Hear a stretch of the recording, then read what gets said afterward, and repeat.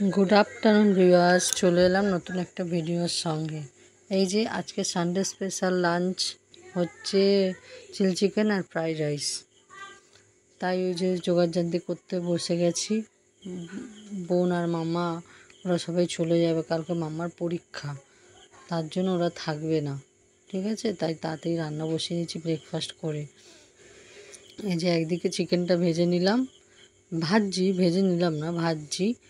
ভেজে আর একদিকে ভাতের চাল বসিয়ে দিয়েছি। দুদিকে দুটো হতে থাকবে।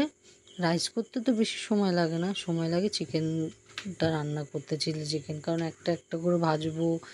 ভালো করে না ভাজা হলে চিলি চিকেনটা ভালো হবে না। ভাত ভাত মোটামুটি এই যে হয়েই এসছে, নামিয়ে নেবো। বোন একটু বড় হাঁড়ি তো, ওই জন্য বোন ভাতের হাঁড়িটা ফ্যান ঝেড়ে দেবে। আমি বড় হাঁড়িতে ফ্যান ঝাড়তে পারি না। এই যে এবার সবজিটা ভেজে নিলেই রাইসটা কমপ্লিট হয়ে যাবে।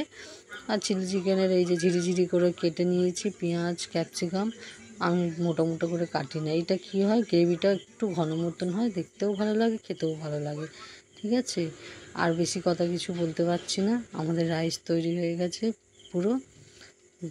ভালো লাগলে লাইক কমেন্ট শেয়ার করে দিও। টাটা, বাই বাই, সুস্থ থেকো, ভালো থেকো, দেখা হচ্ছে নেক্সট